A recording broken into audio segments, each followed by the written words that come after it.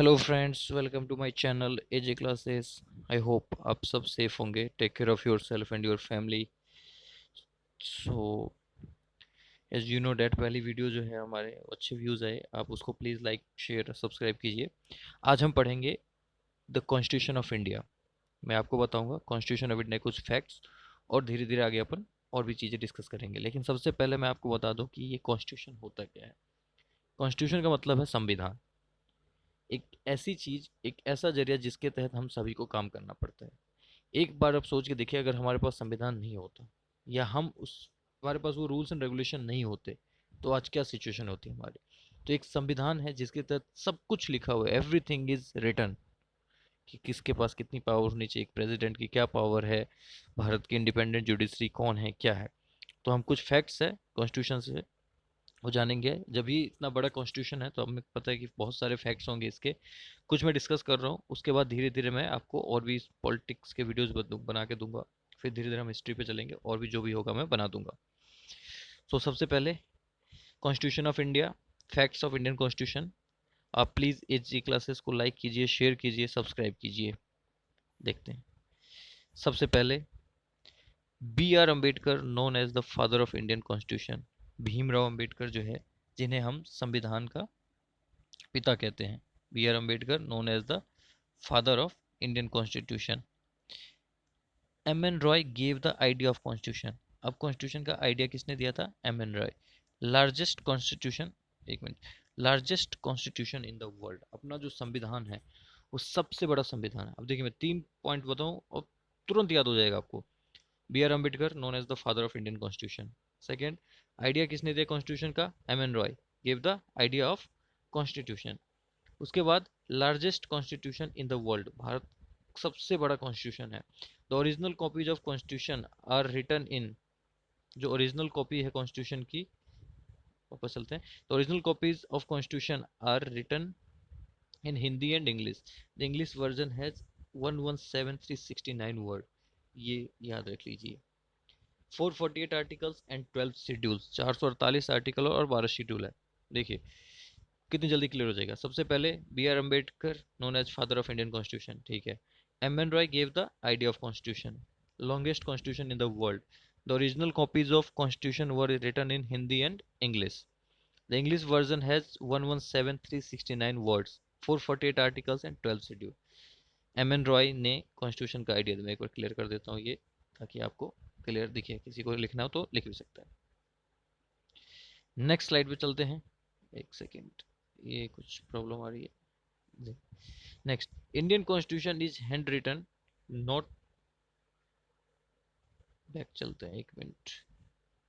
Indian constitution is handwritten constitution, not typed और print. देखिए अपना जो संविधान है ये पूरा का पूरा हाथ से लिखा हुआ है, कहीं से ना टाइप है ना प्रिंट है। और ये लिखा किसने था?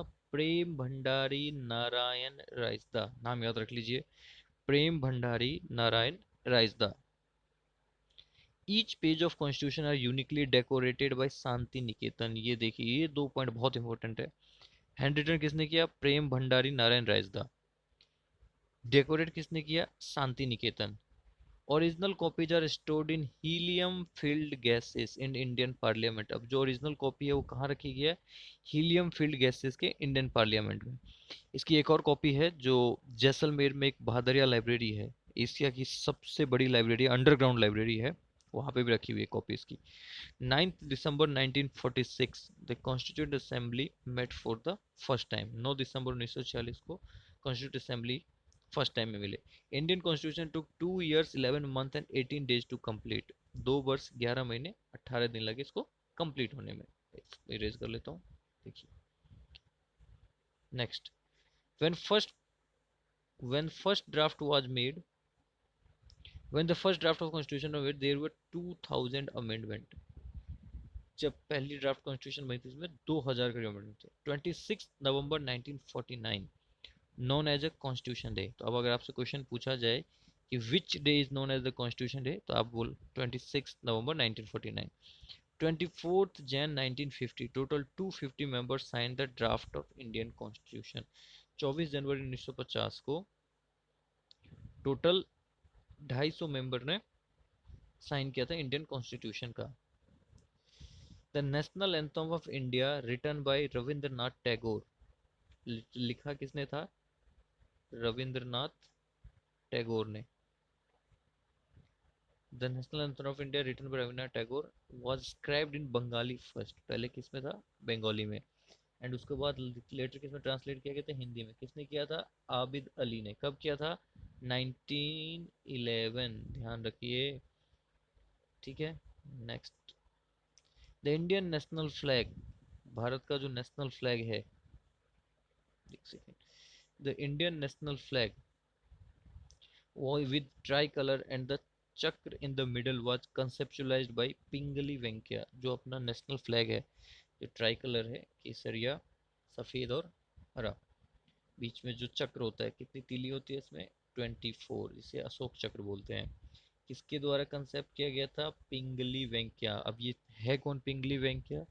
एक फार्मर है, कहाँ के? मछलीपट्टनम के। ठीक है। Doctor B R Ambedkar, chairman of drafting committee, known as father of Indian constitution. ये तो बताने की जरूरत है, आपको पता ही होगा। अब एक जो है ये फैक्ट नहीं है, ये एक मैंडेट है जिसमें हमें काम करना ही होगा कि everybody has to work under the constitution, सबको संविधान के अंदर ही काम करना है। 284 members of Constituent Assembly, which include 50 women who signed the final draft of Constitution. 284 members थे कॉन्स्टिट्यूशन असेंबली के, जिसमें कि 15 वुमेन्स थी। ठीक है, नेक्स्ट देखते हैं। In our constitution president is known as the first citizen of India. जो हमारा संविधान है वो ये कहता है कि जो प्रेसिडेंट है, राष्ट्रपति, वो भारत का पहला नागरिक होता है। अभी कौन है अपने राष्ट्रपति? रामनाथ कोविंद। राष्ट्रपति बनने से पहले ये क्या थे? गवर्नर। कहाँ के? बिहार के। ठीक है। Supreme court is the final court of appealing. Supreme court जो है वो फाइनल कोर्ट है अपीलिंग का, मतलब कि सुप्रीम कोर्ट के बाद आप कहीं भी अपील नहीं कर सकते। जो भी जजमेंट होगा वो सुप्रीम कोर्ट का होगा। सुप्रीम कोर्ट की जजमेंट जो है वो फाइनल है, एक इंडिपेंडेंट जुडिशरी है। मैं इसके ऊपर एक वीडियो बनाऊंगा पूरी सुप्रीम कोर्ट के बारे में, उसकी पूरी कार्य सब कुछ बताऊंगा आपको।